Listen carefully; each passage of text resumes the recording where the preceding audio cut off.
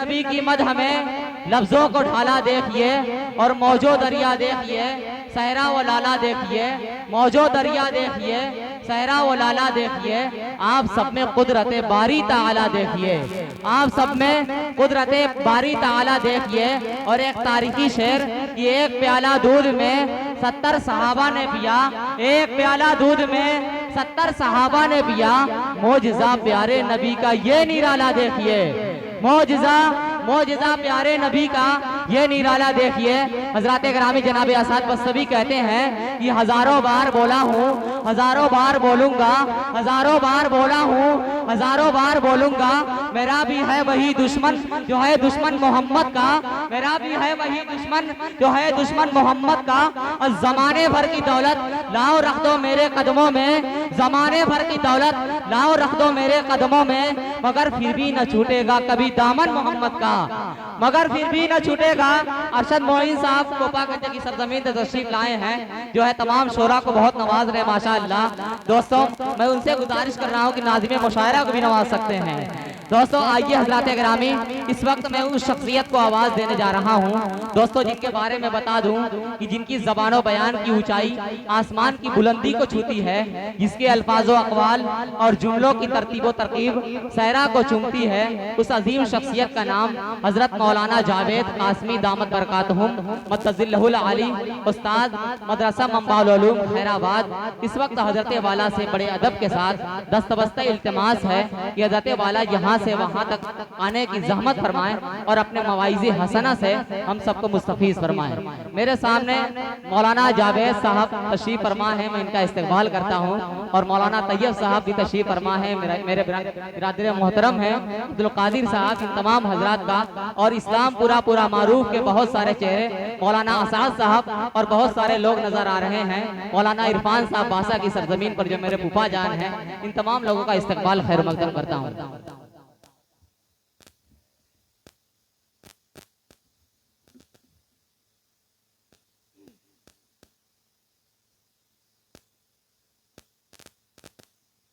الحمد لله نحمده ونستعينه ونستغفره ونؤمن به ونتوكل عليه ونعوذ بالله من شرور أنفسنا ومن سيئات أعمالنا، من يهده الله فلا مضل له ومن يضلله فلا هادي له، ونشهد أن لا إله إلا الله وحده لا شريك له، ونشهد أن سيدنا ومولانا محمدا عبده ورسوله، أما بعد، قال الله تبارك وتعالى في كتابه العظيم: فأعوذ بالله من الشيطان الرجيم، بسم الله الرحمن الرحيم، يا أيها الذين آمنوا اتقوا الله حق تقاته ولا تموتن إلا وأنتم مسلمون۔ بھائی جو لوگ جا رہے ہیں ان سے گزارش ہے بیٹھ جائیں۔ مولانا عبداللہ صالح صاحب قمر چترویدی دامت برکاتہم اس کے بعد انشاءاللہ تشریف لائیں گے، آپ لوگ بیٹھ جائیے پلیز۔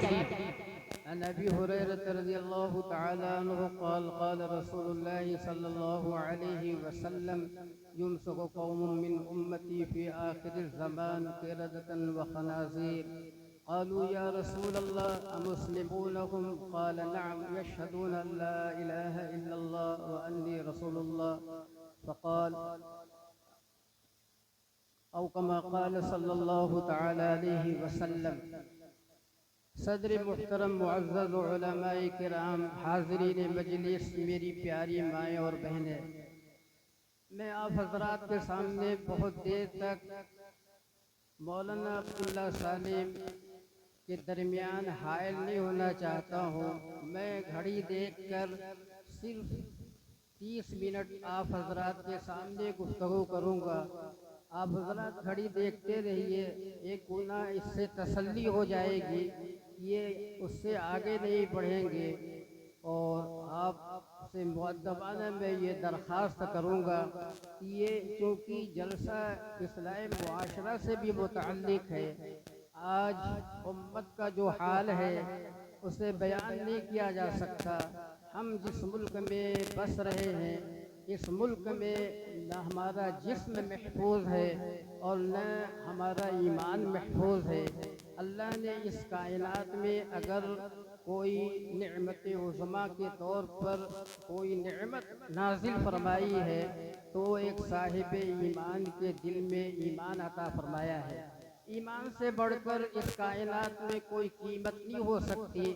یقیناً سونا بھی اللہ کی نعمت، چاندی بھی نعمت، ہیرے جواہرات بھی اللہ کی نعمت، ہمارا دیکھنا، بولنا، سننا، چلنا، کھانا، پینا، یہ ساری کی ساری نعمتیں ان تعدوا نعمت اللہ لا تحصوها۔ اللہ فرماتا ہے میرے بندو اگر تم میری نعمتوں کو شمار کرنا چاہو تو تم شمار نہیں کر سکتے۔ ان گنت نعمت اللہ کی جانب سے ہم بندوں پہ ہر وقت نازل ہو رہی ہے۔ سانس کا آنا، سانس کا اندر سے باہر ہونا، یہ بھی اللہ کی عظیم نعمت ہے۔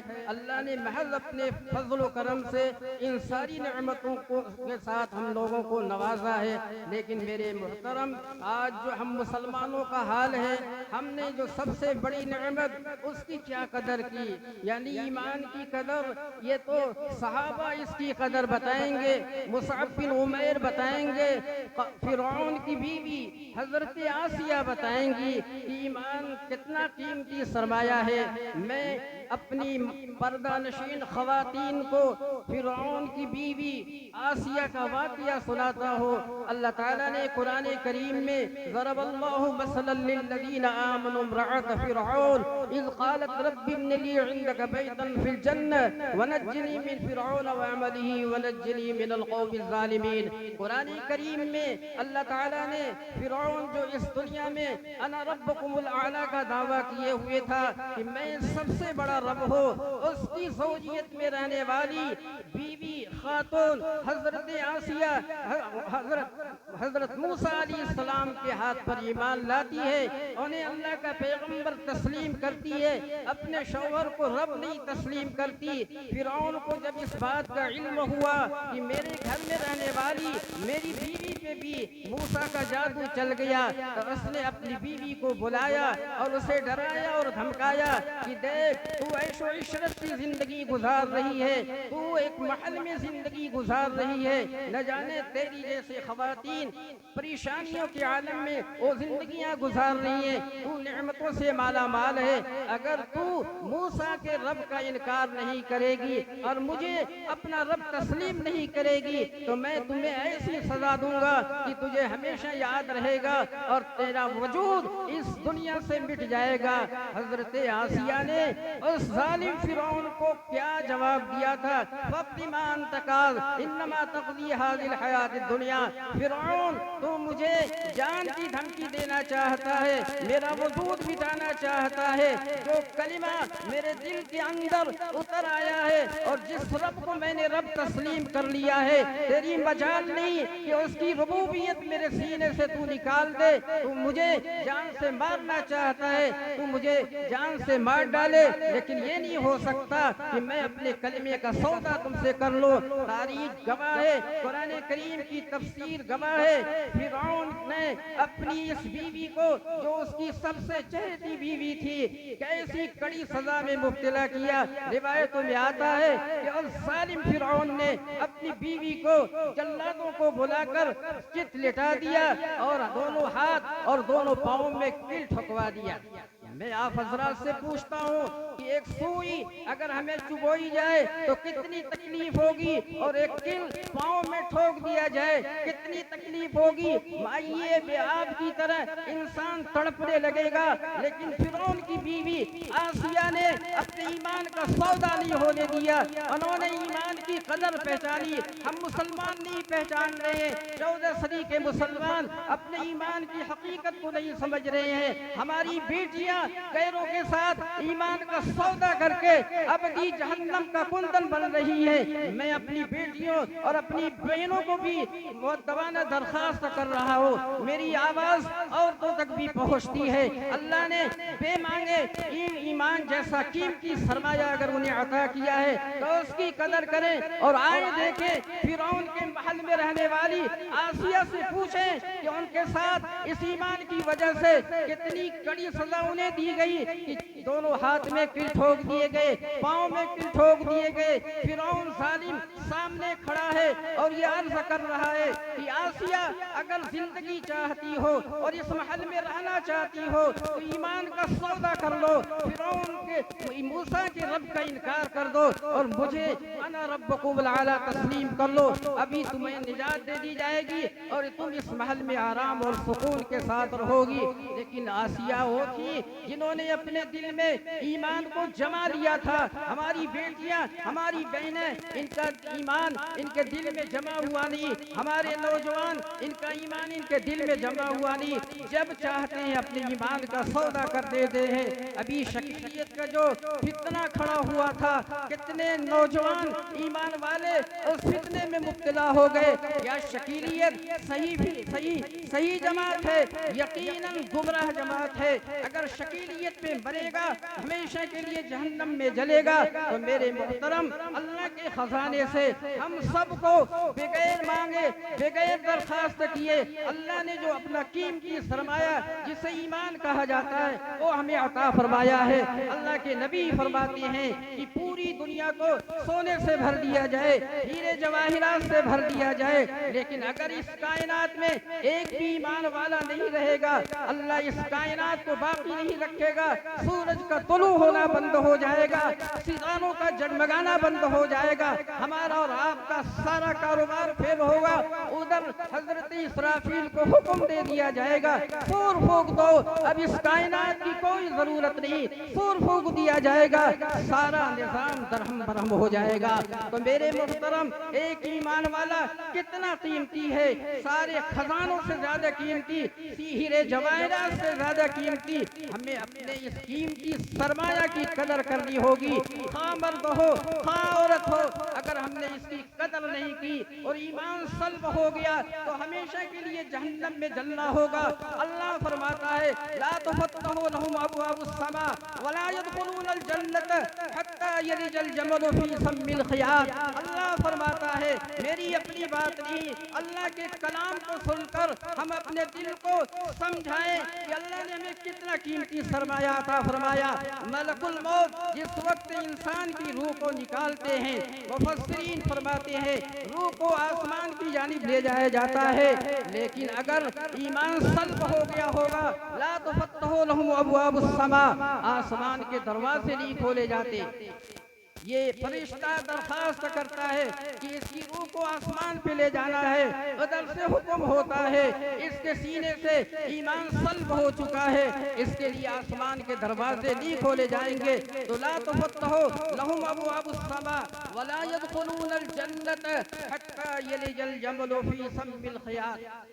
अल्लाह फरमाता है कि इस शख्स का जन्नत में दाखिल होना ऐसी ही मुश्किल और मुहाल है कि जिस तरह सुई के सुराख में ऊंट नहीं दाखिल हो सकता। जानवरों में ऊंट बड़ा जानवर करार दिया जाता है, तो मैं आप हजरात से पूछना चाहता हूँ, क्या घोसी में इतनी बड़ी कोई सुई है कि उसका मुंह इतना बड़ा हो कि उसमें ऊंट दाखिल कर दिया जाए? घोसी क्या, पूरी दुनिया में आपको इतनी बड़ी सुई या सुआ दस्तयाब नहीं हो सकता कि उसके मुंह में ऊंट दाखिल हो जाए। लेकिन अल्लाह यहाँ फरमाता है, हत्ता यलिजल जमलु फी सम्मिल खियात। फरमाया अगर इसने ईमान का सौदा कर लिया, अपने ईमान की कदर न की और दुनिया के लालच में और इख्तिदार के लालच में और पैसे के लालच में ईमान का सौदा, खा मर्द हो खा औरत हो, इन्होंने अगर ईमान का सौदा कर लिया तो हत्ता यलिजल जमलु फी सम्मिल खियात, जिस तरह ऊंट सुई के सुराख में दाखिल नहीं हो सकता, ऐसे ही ये कभी जन्नत में दाखिल नहीं हो सकता। कितना बड़ा मसला है।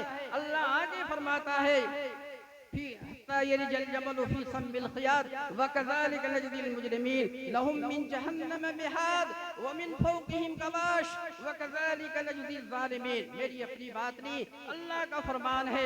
अल्लाह फरमाता है कि इसे जब जहन्नम में दाखिल किया जाएगा तो जहन्नम में बिस्तर भी आग का होगा और ओढ़ना भी आग का होगा।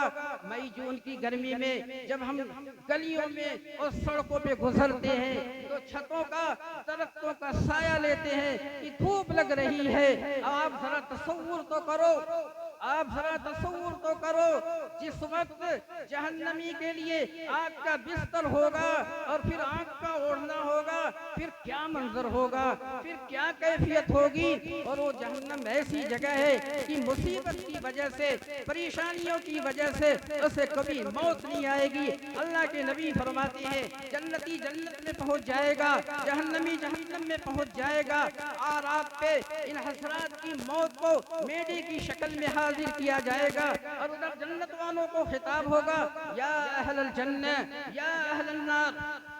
جنت والے تو اس آواز پہ خوش ہوں گے، کوئی پیغام دیا جا رہا ہے۔ جہنم والے پریشانی کے عالم میں اس آواز پہ متوجہ ہوں گے، پھر انہیں کہا جائے گا اے جنت والو اب تمہیں جنت میں کبھی موت نہیں آئے گی، اور اے جہنم والو اب تمہیں جہنم میں کبھی موت نہیں آئے گی۔ تو انسان تڑپے گا، کیوں؟ اللہ نے قیمتی سرمایہ اپنے خزانے سے اس کائنات میں نازل کیا تھا جسے ایمان کہا جاتا ہے، تم نے اسے سمجھا نہیں۔ عارضی لذت کی خاطر، عارضی اقتدار کی خاطر، عارضی دولت کی خاطر ایمان کا سودا کر لیا، اب تمہیں جہنم میں کبھی نہیں مرنا ہے۔ یتجرعہ ولا یکاد یسیغہ ویاتیہ الموت من کل مکان وما هو بمیت ومن ورائہ عذاب غلیظ۔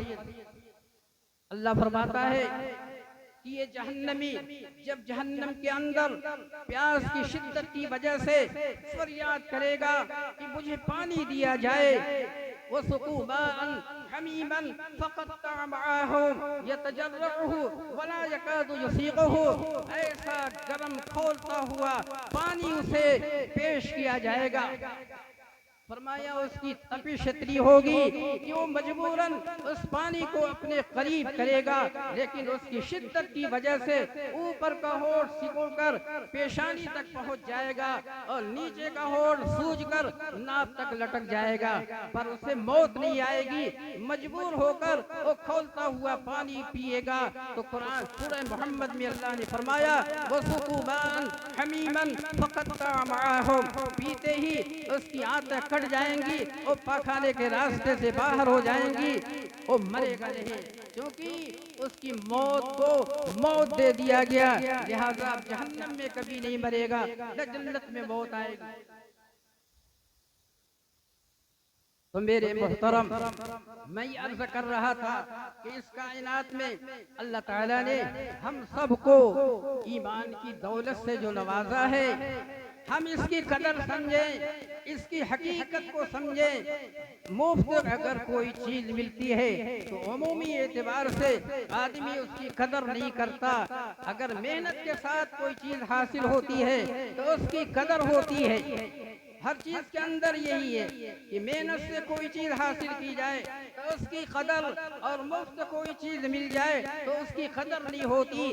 اسی طرح ایمان کا معاملہ ہے، حالانکہ ایمان کا معاملہ دیگر چیزوں سے الگ ہونا چاہیے۔ ایمان کی قدر تو مصعب بن عمیر بتائیں گے۔ مصعب بن عمیر نوجوانوں کے سردار، میں نے آدھا گھنٹہ کہا تھا، ابھی میرا وقت باقی ہے۔ مصعب بن عمیر رضی اللہ تعالی عنہ نوجوان صحابی، میں اپنے نوجوانوں سے مخاطب ہوں۔ مصعب بن عمیر نوجوان صحابی، بڑی ناز و نعمت میں پلے ہوئے تھے، ان کے باپ 200 درہم کا جوڑا ان کے لیے لایا کرتے تھے، اور خوشبو میں جو سب سے عمدہ مکہ المکرمہ میں دستیاب ہوتی یا باہر سے منگواتے اور اپنے اس بیٹے کو دیتے۔ مصعب بن عمیر وہ صحابی جس گلی سے گزر جاتے تو لوگ خوشبو سونگ کر یہ کہتے تھے کہ مصعب بن عمیر لگتا ہے ادھر سے گزرا ہے۔ ناز و نعمت میں پلے ہوئے تھے، ادھر ان کے کان تک خبر پہنچی کہ اللہ کے نبی نے نبوت کا دعویٰ کیا ہے اور وہ سچے نبی ہیں، تو یہ بھی ان کی خدمت میں چپکے سے حاضر ہونے لگے، چپکے سے، چونکہ اسلام کا لانا اس زمانے میں بھی بڑا مشکل تھا، اور اسلام کا لانا اس زمانے میں بھی بڑا مشکل ہے۔ کوئی کافر اگر اسلام قبول کر لے اور جو قبول کروائے اس کے لیے بھی بڑا مسئلہ. مولانا کلیم صدیقی صاحب دامت برکاتہم آج تک عمر قید کی سزا انہیں دے دی گئی. تو اس زمانے میں بھی اسلام کا قبول کرنا ایک بڑا مسئلہ اور اس زمانے میں بھی اسلام کا قبول کرنا بڑا مسئلہ. تو مصعب بن عمیر چپکے سے نبی صلی اللہ علیہ وسلم کی خدمت میں پہنچے اور اسلام کے دامن سے وابستہ ہو گئے. گھر والوں کو جب علم ہوا تو انہیں کڑی سزا دی گئی. اور اس وقت حبشہ کی جانب اللہ کے نبی نے کچھ صحابہ سے کہا ہجرت کر جاؤ, وہاں حبشہ کا بادشاہ رحم دل ہے. یہ حضرات ہجرت کر کے وہاں پہنچے. پھر وہاں سے مصعب بن عمیر آئے.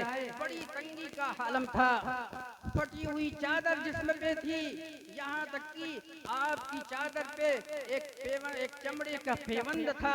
اللہ کے نبی نے جب اس منظر کو دیکھا ہے تو آپ کی آنکھوں سے آنسو جاری ہو گئے اور کہنے لگے مصعب بن عمیر اتنی نعمتوں میں پلا ہوا تھا, آج اسلام کی وجہ سے یہ غربت کا حال اور اس فقیری کا حال اور یہ حال کہ 200 درہم کا جوڑا پہنتا تھا, آج اس کی چادر میں پیوند لگے ہوئے ہیں, آنکھوں سے آنسو نکلنے لگے. اور یہی مصعب بن عمیر جب میدان احد کا معرکہ آیا, اللہ کے نبی نے میدان احد کا جھنڈا مصعب بن عمیر کے ہاتھ میں دیا تھا. مصعب بن عمیر نے جھنڈے کو اٹھایا, ایک کافر آتا ہے اور آپ کا دایاں بازو کاٹ دیتا ہے. پھر دوسرا ایک شخص آتا ہے, انہوں نے جھنڈے کو بائیں ہاتھ سے پکڑا. دوسرا آیا, اس نے اس ہاتھ کو بھی کاٹا.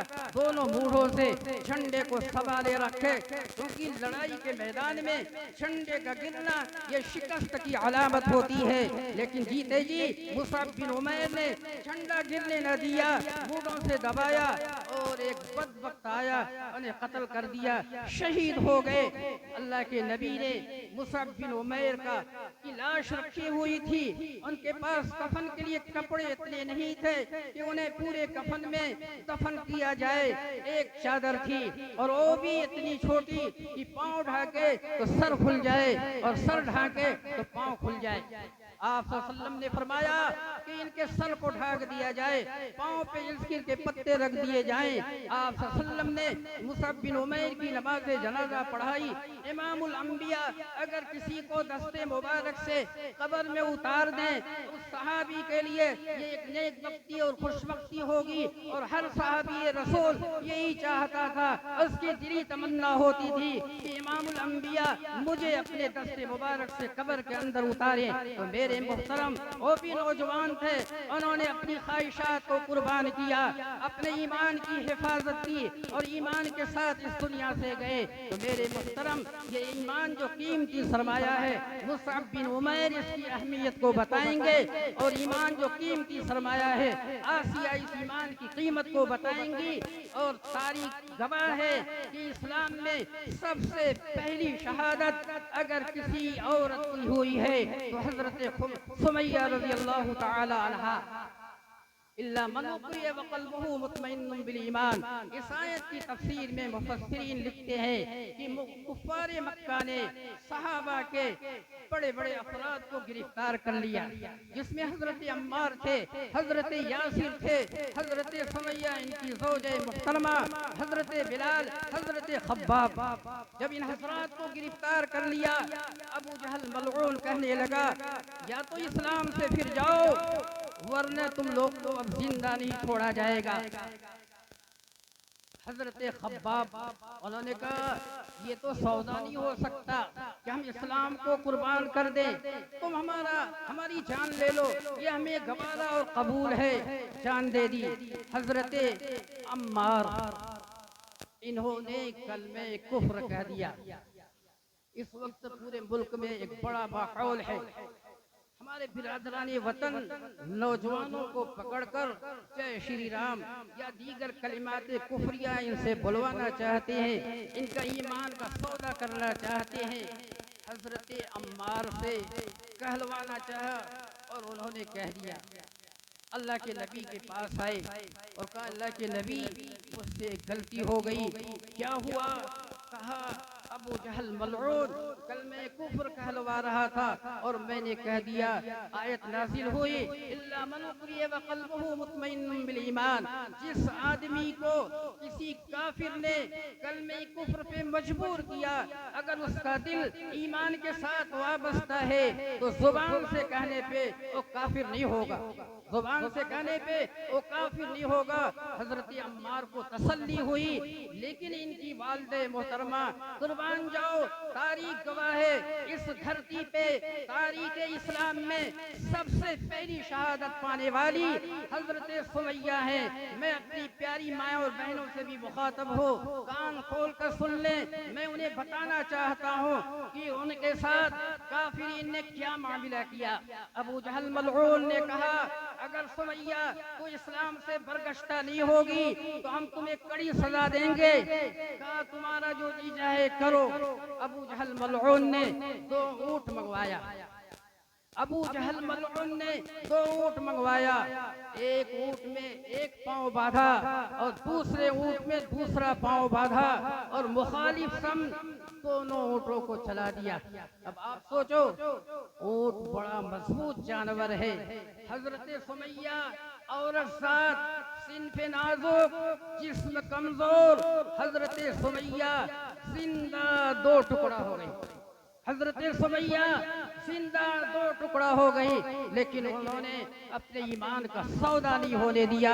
تو میرے محترم، اللہ کے خزانے سے جو ایک قیمتی سرمایہ ہمیں ملا ہے، ہم اس کی قدر کریں۔ ہمارے جسم تو مصائب سے گھرے ہوئے ہیں، لیکن ہمارا ایمان بھی خطرے سے خالی نہیں۔ مستقلاً یہ پلان اور یہ کوشش ہو رہی ہے کہ کس طرح مسلمانوں کے ایمان کا سودا کیا جائے۔ لہذا ہم حضرت سمیہ کی تاریخ پڑھیں، آسیہ کی تاریخ پڑھیں، مصعب بن عمیر کو اٹھا کر دیکھیں کہ ان حسرات کے ساتھ بھی بڑے مصائب اور آلام کے اوقات آئے، لیکن یہ ایمان پہ ڈٹے رہے، ثابت قدم رہے۔ اللہ فرماتا ہے ان الذین قالوا ربنا اللہ ثم استقاموا تتنزل علیہم الملائکہ، جو اس نے کہا میرا رب اللہ ہے اور اس پہ جمع رہا، اللہ کی جانب سے فرشتے حاضر ہوں گے، تتنزل علیہم الملائکہ، یہ فرشتے انہیں خوشخبری سنائیں گے، اللہ تخافوا ولا تحزنوا وابشروا بالجنۃ التي كنتم توعدون، مت گھبراؤ، تمہیں پریشان ہونے کی ضرورت نہیں، تم جس ایمان کو باقی رکھے تھے، جس ایمان کا تم نے سودا نہیں ہونے دیا، اقتدار کی بنیاد پہ، پیسے کی بنیاد پہ، تم لالچ کے فیور میں نہیں آئے، تم اپنے ایمان کو بچائے رکھے، ہماری جانب سے یہ بشارت سنو، اللہ تخافوا ولا تحزنوا وابشروا بالجنۃ التي كنتم توعدون، تم اس جنت کی بشارت سنو جس کا تم سے وعدہ کیا گیا ہے۔ تو میرے محترم، ہم لوگ بھی یہ تہیہ کر لیں اور یہ عہد کر لیں کہ انشاءاللہ ہمارے اوپر جو بھی حالات آئیں گے، ہم سارے حالات کو جھیلنے کے لیے تیار ہیں، لیکن پر ایمان کا سودا نہیں ہونے دیں گے۔ تیار ہیں؟ ہمارے اوپر جیسے بھی حالات آئیں، ہم اپنے ایمان کا سودا نہیں ہونے دیں گے، ہم اپنے ایمان کو باقی رکھیں گے، اور انشاءاللہ اس ایمان کے ساتھ ہم اس دنیا سے آخرت میں جائیں گے۔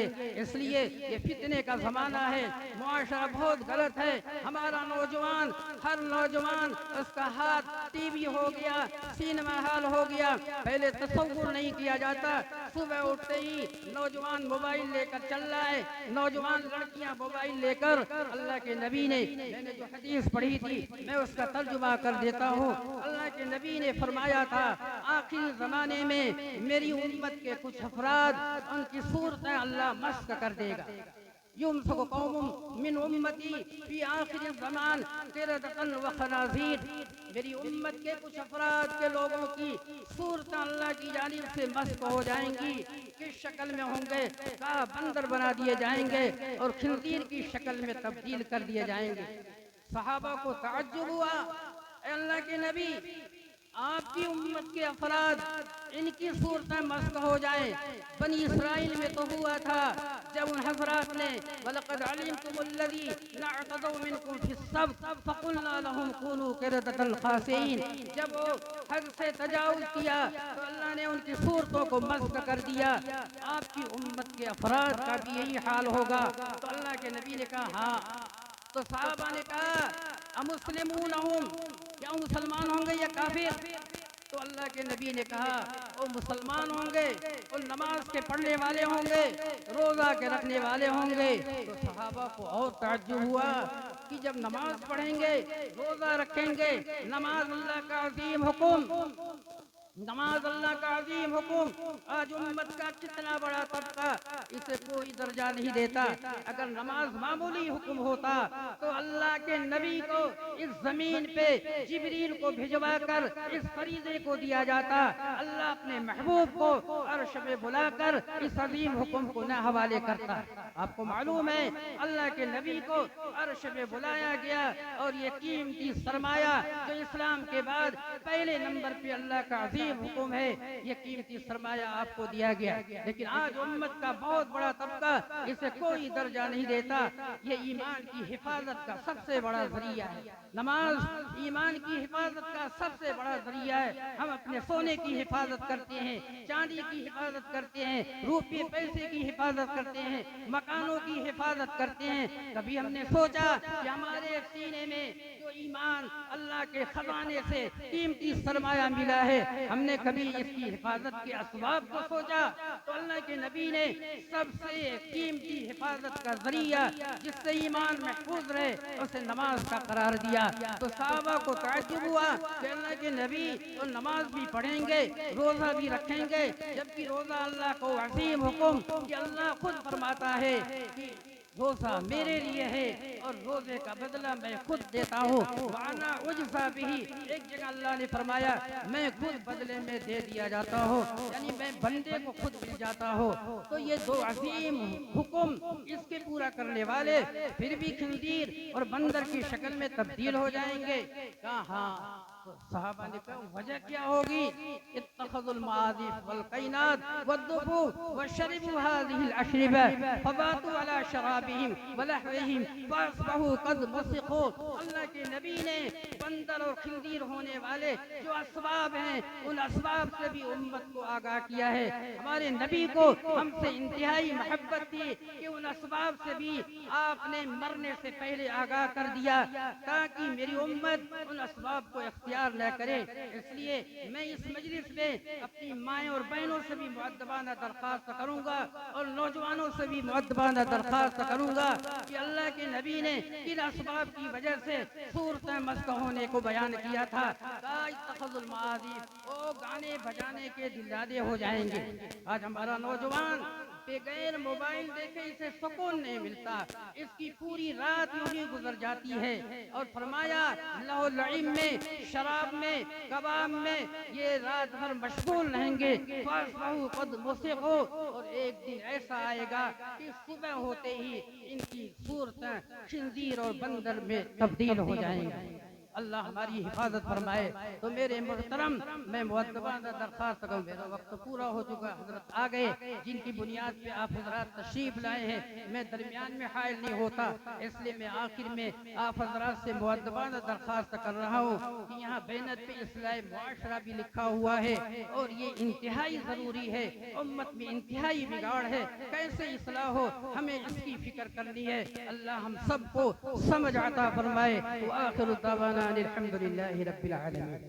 ماشاءاللہ، حضرت والا کا بیان سننے کے بعد حضرت والا کی تخلیقی پرواز، افکار و خیالات اور